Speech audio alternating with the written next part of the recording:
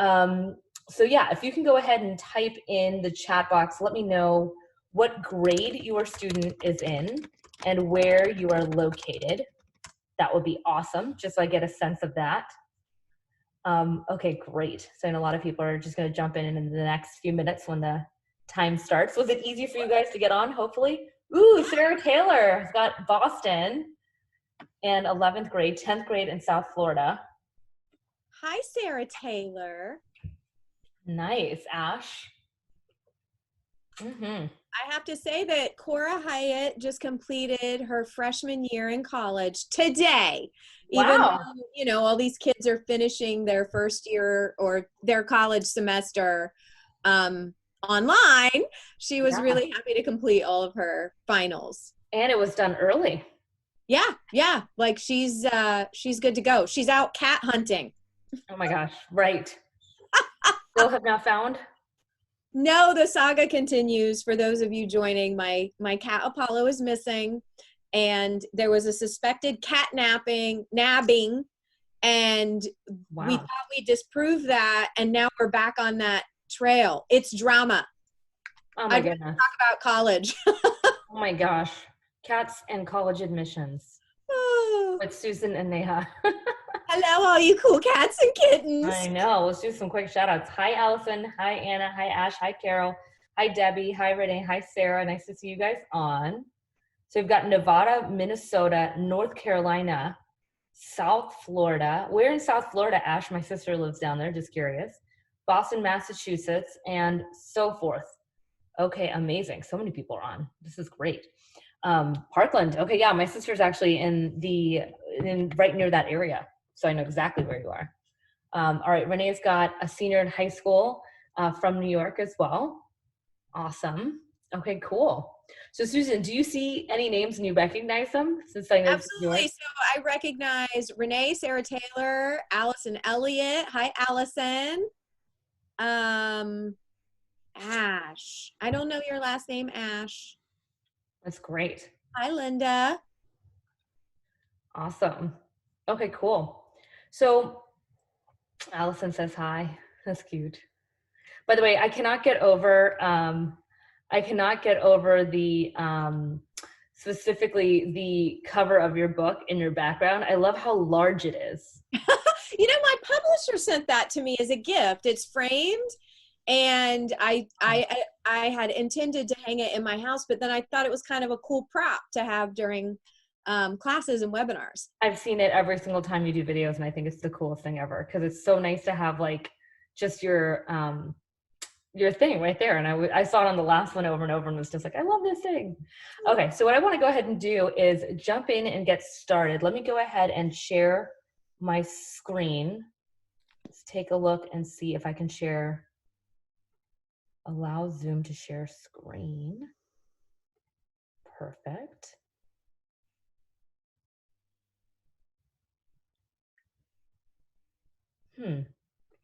No, it is asking me to turn this off and turn it back on in order to share my screen.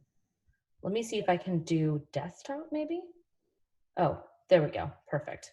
Okay, can everyone see my screen now? Yes. Okay. Good. I was like, hold on. I was like, I'm not quitting meeting in the middle of a meeting, please. Okay, great. Okay. I'm going to also open the chat box so I have it. Cool. And everyone that's jumping on, if you can tell me where you're from and if you can see my screen, type in yes and what grade your kid is in. That would be super helpful. So guys, I'm really excited about this. I've known Susan now. We went on a fun trip last year together. Yes. So much fun. And I got to know her and I love, you know, every email she sends out, everything she's doing. I'm sure you guys feel the same way. And so what we decided was, you know, because there's been so much confusion around admissions, college admissions, high school, distance learning, and I know that there's many of you that are parents out there, I wanted to share my knowledge around the college admissions process, as well as just overall how education is going moving forward. Because I do know there's definitely a lot of confusion right now with everything that's happening. Mm-hmm. So let me go ahead and make sure, let me get these. Where is the navigator? Beautiful. Okay, So just a little background of me, I run a company called College Shortcuts where we help students get into the college of their dreams. And we're super passionate about this because we know how hard it is to wrap a student up of everything they've accomplished in a 650-word essay. Mhm. For us, we've realized that, with our team, with people that have worked at admissions offices that are helping kids to edit their essay, work through their message, who they truly are, we've seen students get into competitive colleges year after year. I've also written many books. At one point, one of my favorite, I love how I've got these little fun things on my slides. It always happens, guys. One of the things I always admired was that Oprah, when I was younger, had her own magazine. And so I created my own magazine called Accepted because I feel like everyone should feel accepted in their life. And also I have, of course, the book, The 4-Year Plan, that helps people to figure out what to do year through year in high school. And then College Shortcuts, the guide to getting into college as well. And if you have heard about me, you might have heard or seen me on some press or my TEDx talk. I love that Susan and I can both share that that moment together, as we both know. But I've been called even just recently with coronavirus for, I'd say, about 20 different news stations in the last 4 weeks to give as much advice as I can to help parents in all different cities figure out how to navigate this time as well as the admissions process. So we know it can be pretty challenging. And so what I want to talk about is things related to different grade levels and what's happening. So specifically around, the current 12th graders and admissions, 11th graders, the effect on all grade levels, and the importance of creating structure and time management. A lot of us think, our teens can just figure it out or be able to create their own structure. But the truth is, this is the first time they're ever having to do this. And we have to be patient and understand that they're not always going to be perfect during this time. I'm also going to talk about the SAT and ACT because that has been a huge question that has come up many times since the tests keep getting delayed.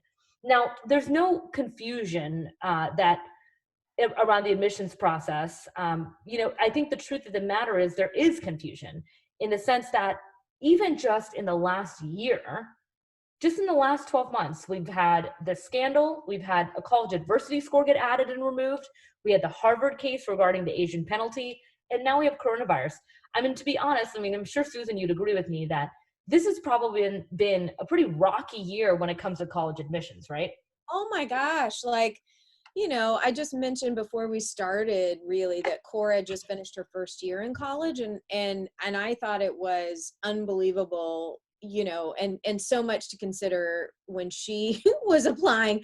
But when you consider, I remember when the scandal hit, the admissions scandal hit, and how much press, like the press circuit you were doing to talk about that.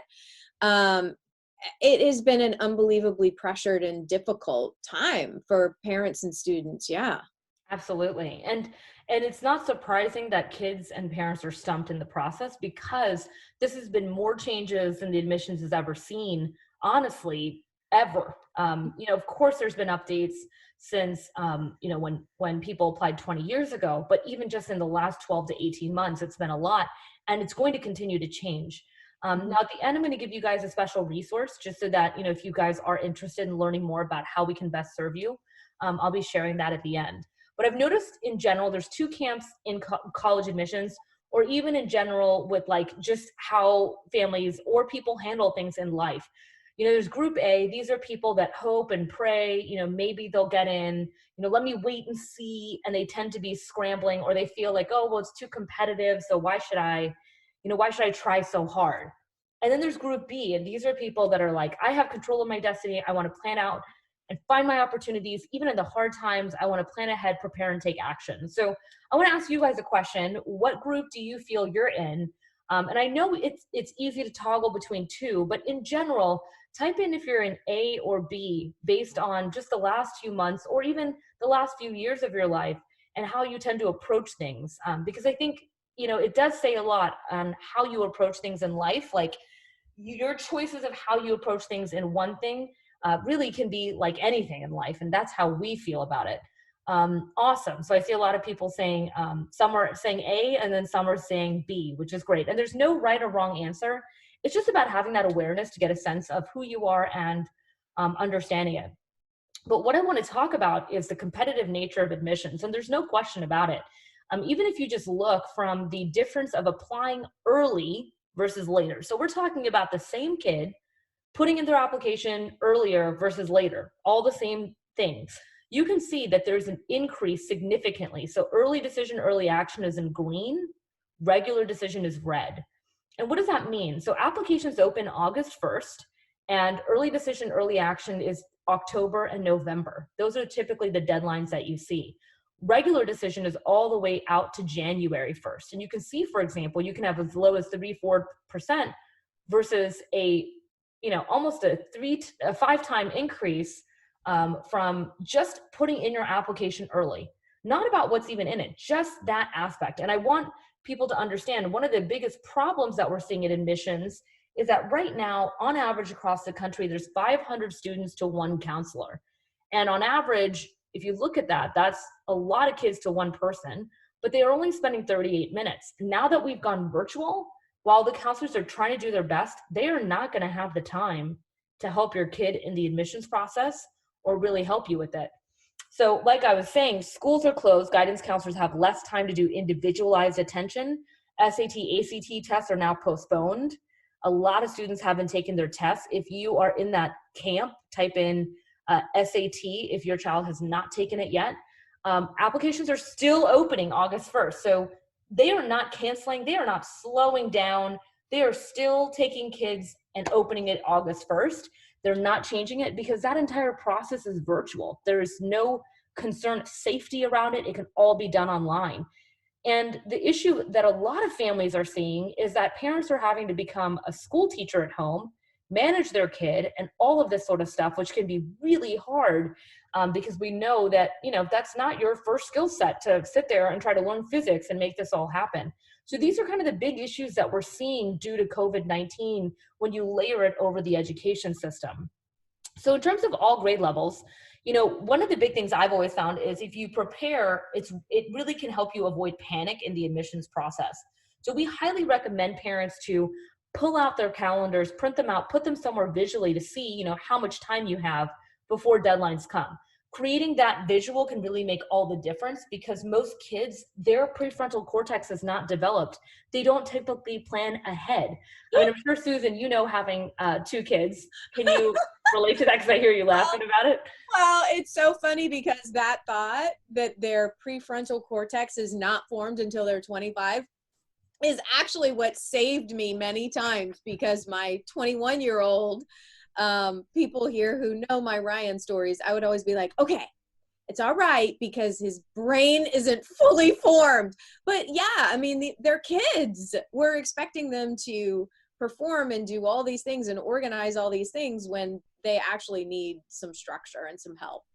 Exactly. And I am seeing in the chat box that a lot of people have not taken the SAT yet. So we'll definitely talk about that near the end about how to handle that. But it's true, it's really about figuring out how to best create the right structure for them. And having a mentor close to their age can make all the difference. And some students and families are worried that the education may not be as good as if it's virtual. It does depend on the school from what I've noticed. And so you do want to have a little bit more of a helping hand to figure that out. Now, one of the things I've done for a lot of our students is we've helped to create a time management tool. And this looks really simple, but it's actually highly effective. Like even if you take an Excel file and you put the subjects and the days and you put these are the amount of times you're going to spend working on these types of things, it can help them so much in the experience of having no structure and no activities. Because what happens is they now feel like, oh my God, I have all day to do my work. And then they do none of it. They'll play video games for 8 hours. So having this tool can make it really helpful. And then you just check in at the end of the day versus every hour checking in and being like, what are you doing? What are you doing? What are you doing? What are you doing? What are you doing? Because that doesn't work. So I was working with a student named James, and it was really cool. He said since his last call, James has been going to see his teacher, showing effort in the class. And this was before the virus, but it was interesting. He went to the parent-teacher conference with confidence. He maintained composure, open mind, open heart, best math grades in the last 2 years. The relationship is better and it keeps going up. Since then, James is now all A's 1B. He used to be a CD student and it had to deal with time management and having an accountability coach. Wow. So it can make a big difference. It's really nice, actually. I really love hearing these things from our clients because they felt like they were at the end of the stick with these kids, when really they just needed the right person in place. Now, for 12th graders, there's some students that are waitlisted. And if that's the case, type in yes or no in the chat box. It just depends on the schools. But this is the first time where there's a higher chance of getting in off the wait list than ever before, because there's going to be a lot of students either taking gap year, deferring, or international students not coming back. And I'll get into that in the next slide. So just letting you know that it could be a better chance. A lot of colleges move their decision to a later date because of the travel bans, but at the same time, no one's really traveling to visit. So students are having to make a difference in how they make their decisions for admission. So what does that mean? It means you can utilize virtual tours, you can speak to current college students, and you're still gonna have to make a decision without visiting. And if you are looking for aid packages, you wanna contact them ASAP. These admissions people are sitting there and they're available to answer your questions. Because they do know that with 12th grade, they're trying to put butts in seats right now, and they're trying to figure out how to do it properly. So this is the time to really push yourself in that way. And let me explain why, just from a mathematical perspective. In terms of the international students, you'll see there's been an increase from 500,000 to upwards of 1.5 million students that are enrolled in terms of all foreign students. Now, imagine if all of a sudden we can't open our travel and our restrictions. That's a lot of students not coming to university. So that's why I'm trying to tell you, if you look here again, this is a lot of people that are not going to be able to come for their schools, or if they got accepted. So this is why U.S. colleges need to fill spots. International students contribute $41 billion to our economy typically. So they are saying that with these travel restrictions and with the fact that most recruiting events have been canceled, this is actually a really interesting time in admissions. Like, it really is. I mean, I'm sort of like, Cora Hyatt might have been delighted in a different way if she had been applying then. Exactly. And I think it's a big deal if families are not realizing, they can even contact schools that they were rejected at. Who knows? They may need your kid in that spot. So just keep that in mind, that there are a lot of options.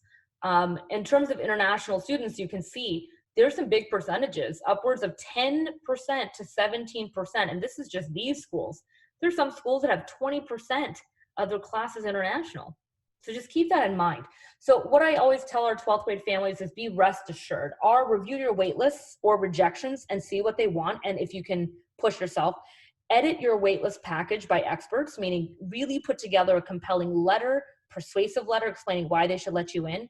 Submit your waitlist package, and it's time to get accepted, because this is the first year where I am pushing hard to say, and I don't normally say that, but waitlists can be a big deal right now. So I have a special resource at the end for our 12th grade families, because I know a few of you said you had some 12th graders.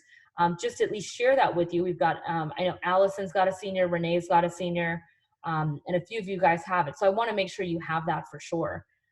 In terms of 11th graders, I want to give you a forecasted kind of timeline here, just so you know.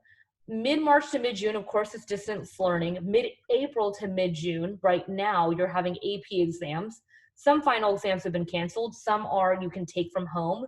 August, we're seeing the SAT and ACT. This is a time where you can still take the test. And then August 1st, applications open. Like, boom, right there, people are submitting.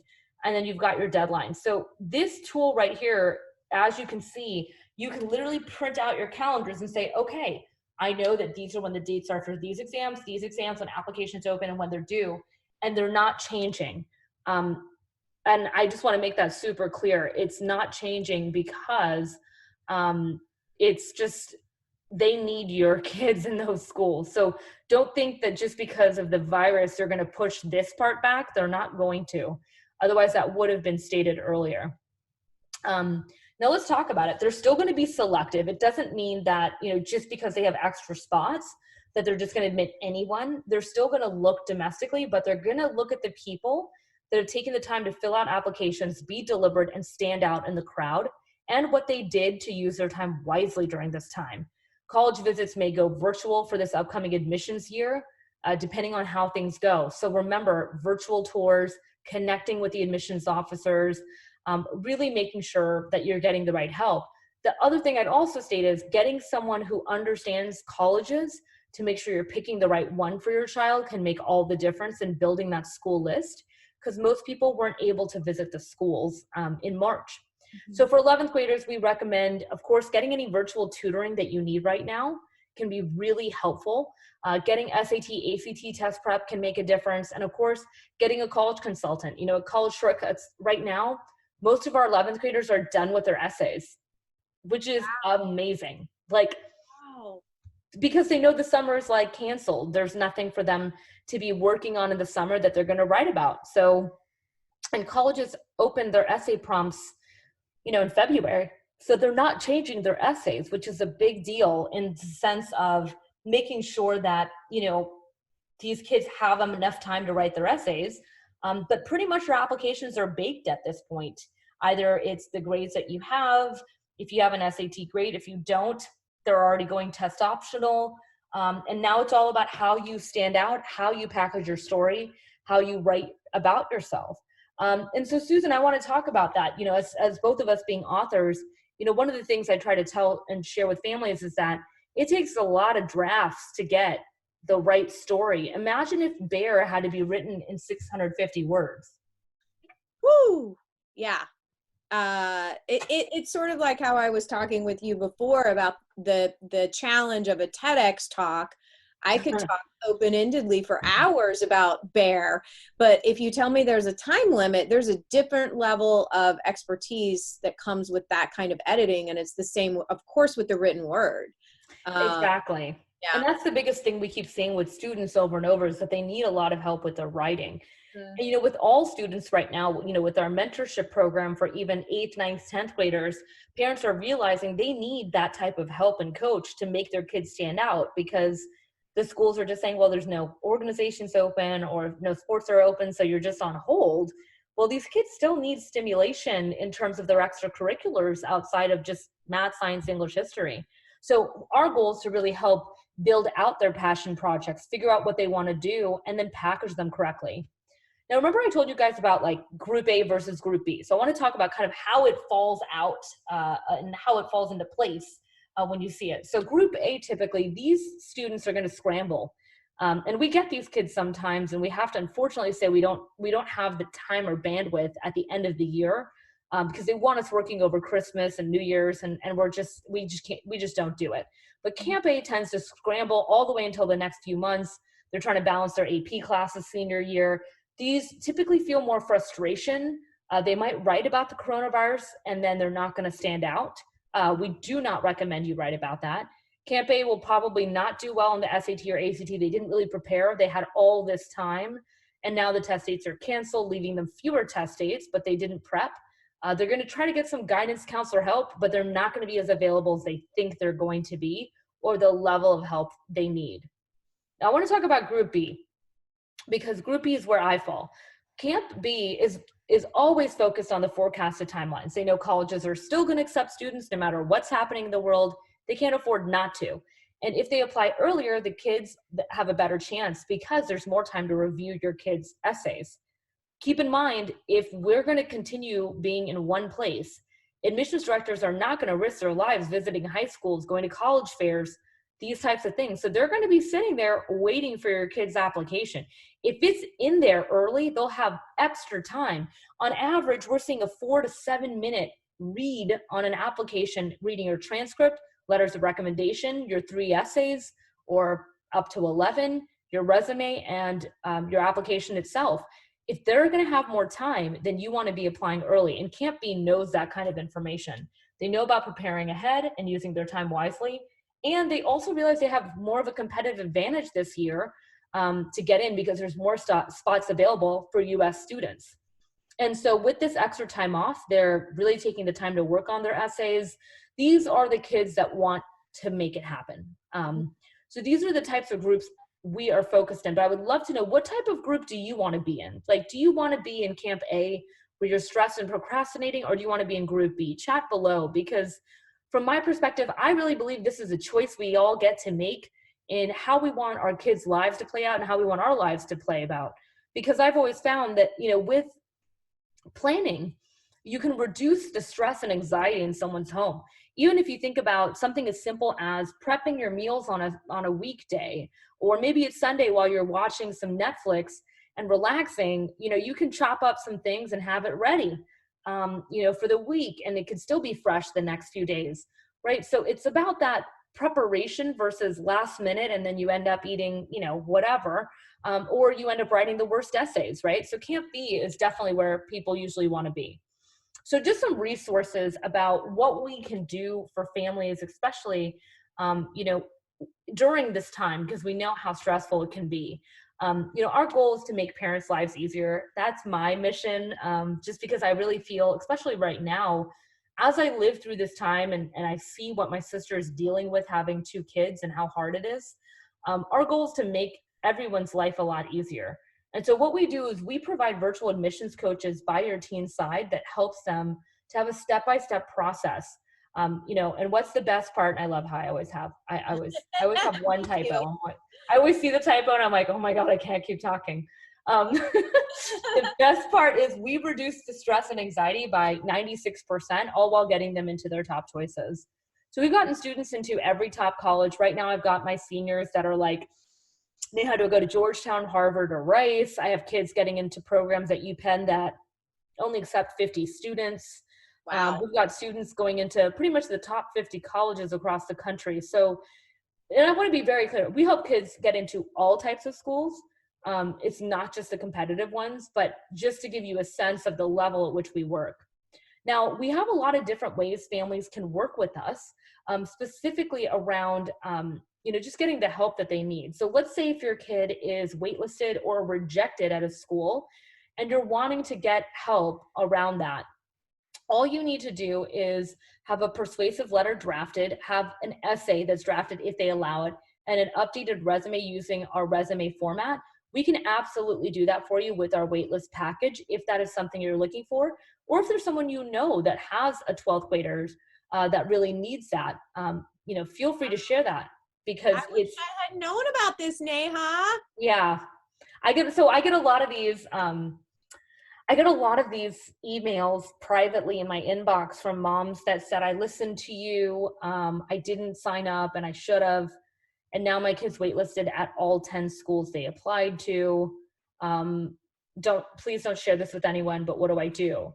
And so they end up going this route with us, which is still great, but it would have been great if they started with us. But in 12th grade, things are pretty much baked. So if that's something they need, we absolutely help with that. Now, of course, if you want academic coaching, if it's something where you're wanting to make sure, your kid's brain doesn't turn into total mush this summer, and you want to keep some things up and going, maybe it's once a week, because their classes are still going to be hard next year. Or even right now for the AP test coming up, we've got tutors that have scored perfect scores in all of these classes that can work with your kid one-on-one. And just so you know, the link to work with us is below. I can also type it in here. And just so you know, at the top of the link itself, it says, "Where did you hear about that?" Us. Just type in Susan on the other, and that would be awesome, just so I know you came from this webinar. But I just want to make sure you guys understand that, right now, from an academic perspective, students are really suffering. I mean, I'm hearing it every single day where kids are confused about what the subject is or what they're learning, or the teacher's not as entertaining. So having that one-on-one coach can make it like super fun for your kid. And then of course, if you've got a middle schooler to 11th grader, I would say before 11th grade at this point now, we have a mentorship program that's a 1-year coaching mentorship to help your students with planning out their academics, their extracurricular, their career path, all the things they need to learn in high school, where we set up a mentor to work with them every 2 weeks.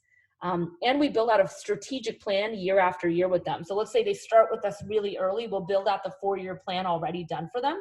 And then we fill in the gaps as needed, but we put in all the test dates and all the things that need to happen so they have the full thing and know what's happening, and plan out each year after year. And then of course, our college application assistance program, this is where we help students really with the application process. The biggest thing that we're helping a lot of kids with is building their school list. Now they have to do it based on, really getting a good sense. And because we have such great knowledge and relationships with colleges, we know, the right types of schools based on kids' personalities. We also come up with that unique angle, like what is it that's going to make your child stand out over another student? And what is their specific story? So we come up with that angle and we work through it with them. And we help them with their essay process to make sure that they know what they need to write about, how to brainstorm. And then at the end, where our shortcut comes in, is that once your child has worked on the essays and drafted it, we help them to edit it to final draft. Now it stays in their voice, it's similar to their writing style, but we make sure that it's polished and it's done correctly. We also help, of course, with the resume, letters of recommendation, scholarship strategy. On average, students get between $30,000 to $300,000 across a 15-school package with us, because our essays and our packaging is done so well that schools will say, wow, this is a standout student. We really want them to come to us. Mm-hmm. So that's how we specifically work with kids around mentorship, coaching, college applications. But we wanted to do this with you guys because we know that during this time, especially if you have high school students or middle school students, this can be a very confusing time to understand. And I hope the tools around time management, around how to really structure your day, and what it can take to make all the difference in your child's education and getting a coach can really help them during this process when they don't have the level of the support they really need during this time. And one of the reasons I'm super passionate about this, just to let you know, is, when I was in high school, 9/11 happened. I was in 10th grade, and it was a very scary time. And I remember what it was like to be under crisis mode, and I didn't have a mentor by my side. And so one of the main reasons why I love College Shortcuts and why I do this every day is because I know what it's like to go through a traumatic time and not have someone by your side. And I really believe these kids need that. They may not be able to tell you that, but it's very true that they're feeling an underlying level of stress, worried that the world's going to end. And having a coach by their side, making their vision happen, talking them through it, creating passion projects. I mean, we're seeing kids finish blogs, they're building their own TEDx talk, they're finishing their books. We have a kid who just finished her first book. I just think having that vision and making those steps can help them to avoid that analysis paralysis that's happening for a lot of children. So what I'd love to do is open it up to any questions right now that anyone might have. And Susan, any questions you might have too, or any thoughts as well? Yeah, I mean, so Neha and I met last summer, and Cora, of course, had already graduated from high school and had already made her college decision at the point that we met. And I didn't even know that this existed. And Cora attended, her high school was one of the top 10 high schools in the country, charter public high school. And they had a great academic, a very robust academic program. However, Cora was the kid that applied. She was waitlisted by all these Ivies, and she did end up going to her safety school because they gave her a big scholarship package. But after I knew about you and the more I've learned about College Shortcuts, I'm like, oh my God, if we had just had you guys, I'm certain, like, even the wait list package, like she did get off the wait list and get offers from some of those places, but she'd already made up her mind where she was going and accepted a scholarship. Yeah, and all that. Of course. And Portland is amazing, Jennifer. She loves Portland. She's really happy with her decision, let's be clear. However, there could have been more options available to her if we had known more about she had the grades, she had the AP scores. She's an excellent writer, but the packaging of it and the mentorship, I think that we could have received, could have made a difference in her very stressful college wait list period. Like, she was devastated getting all those wait lists. Oh, it can be a blow to the self-confidence for sure, because you work so hard during those high school years. So it can definitely be challenging. And I do wish we met earlier, because I think, definitely we see it year after year where if we could have helped, it would have maybe made a difference. Now, I'm not saying that where Cora's going is not good. I'm just saying that having the options can make all the difference in the process. Sarah's asking us, how important are the AP exams now that they're shortened? Well, Sarah, they still count towards college credit. So if you think about it, let's say a student gets a 4 or 5 on that AP test. At some colleges, that can be a $3,000 savings of that course. Yes. Cora got credit. I will say this, for every single one of her AP. She maxed out on APs and got credit for all of them. Wow. Yeah, I walked in as a second semester sophomore into college. That's what she did. And that's pretty awesome, because it means you can take all the fun classes in college and not retake the... That's what she's like, I'm not graduating early. I'm just going to do all the fun stuff. Yes, exactly. So I would say, Sarah, it's still very important in terms of, they've worked so hard all the way up until this time. It's just since March, like it's just the last 2 months of material. Like think about August, September, October, November, December, January, February. Like that's a lot of time to just throw away. So I would say, yes, it is a big deal to still take the AP exams. There's no question about that for sure. Mm-hmm. Yeah, definitely. So let's see if there's any other questions. I'll stay on for a few more minutes if there's any more questions from you guys. I have a question that I hear from a lot of moms of high achieving students.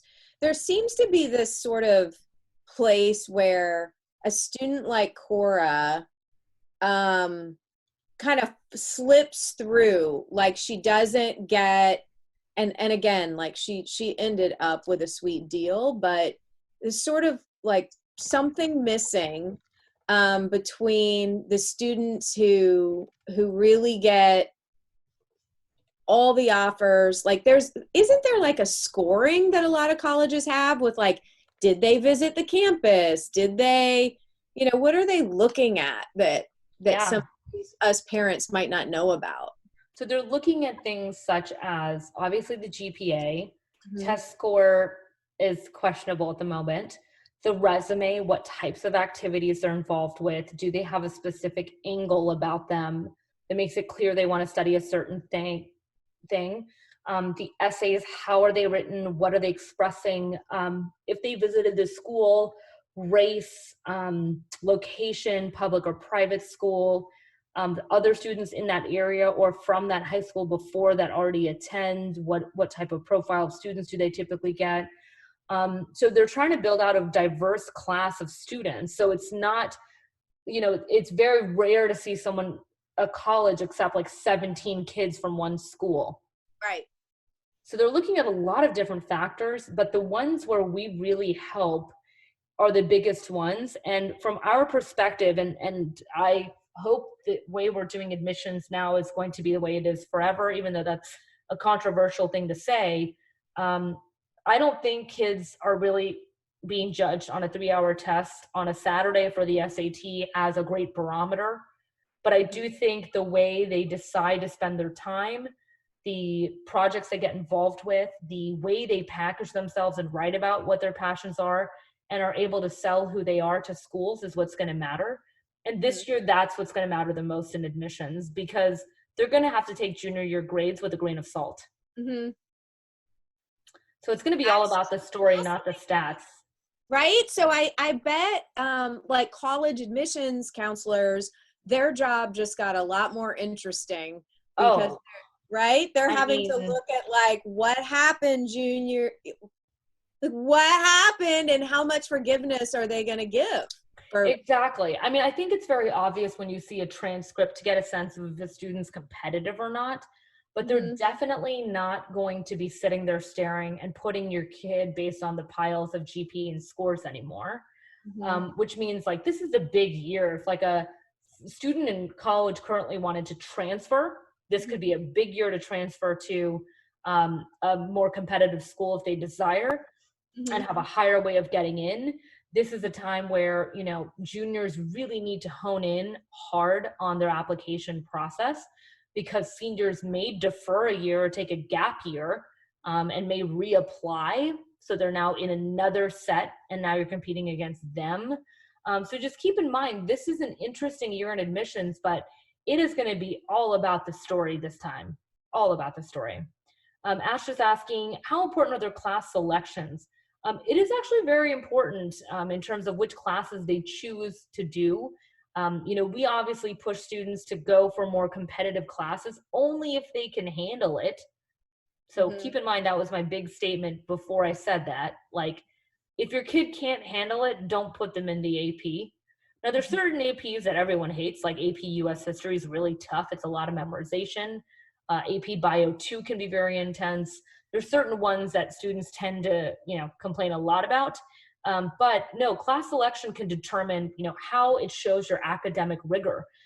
Typically on average, students at Ivy Leagues or top 50s, those kids are going into a lot of AP classes because college is really hard for those students. Those colleges are expecting your kid to have time management skills, do it on their own, and AP pushes you at a speed that's faster to learn, which mimics college education at a competitive level. So just keep that in mind, that class selection can really give a sense of, where your child stands on academic rigor. And as a former student of all honors and AP, I'll tell you, when I was in a regular class, I was floored at how easy it was. It was like, I could just talk on Facebook all day and make an A. And I did all honors AP, and I still went to Rice University, and I still studied really long hours, even as a challenging student, because keep in mind, I'm now in class with everybody like me. That was the hardest part, so just realize that class selection signals something to these admissions officers. I think that's such a good point. Cora feels the same way. Like when she's in a regular class, she's just like, what? But it is interesting to be all in a lot of these kids going off and being grouped together like, oh, here's all the people with brains like yours. Oh my gosh, it's so true. I mean, that's the best part about college, right? It's like you get to be around kids that are just like you, which is really nice. And you really feel like in a lot of ways you fit in finally. Whereas in high school, it doesn't always feel that way for these kids. And that can be really hard. What I do love is that our mentors help to make them feel that level of community within themselves and introspect on what is it that they truly desire and want versus looking outwards for it. But we do believe that finding the right next 4 years can make all the difference in how they experience a huge journey. I mean, college is the journey from childhood to adulthood. And the way it's done or where you go can make all the difference of how that happens for these kids. So great. Well, I really loved being on, Susan. Thank you for having me present to your. I know that there are tons of women in my audience who will catch this replay. And so those of you watching the replay, make sure you go to collegeshortcuts.com. If you have any questions, Neha is amazing. Her team is amazing. Yeah, you guys, you're so welcome. You're so welcome. I appreciate it, Neha. Absolutely. I'm so glad that you're in the world doing the work you're doing. Oh, yes. If I can make a mom's life easier, I mean, especially during these times, and like take the pressure of college admissions off them with everything else they are trying to balance, because the truth is everyone is in a different boat right now on how they're handling things. So I'm just so grateful to be able to do that. I mean, our team has been now working 7 days a week just to handle all the families that are reaching out to us from being on the news. And, it's just, we want to help as many kids as we can. So thank you so much, guys. Thanks, Allison, Jennifer, Sarah, Ash, Jennifer, and Renee. It's awesome to connect with you as well. And stay safe, everyone. Love you guys. And hope you guys have a wonderful evening. Bye, everyone. Good night, everybody. Bye.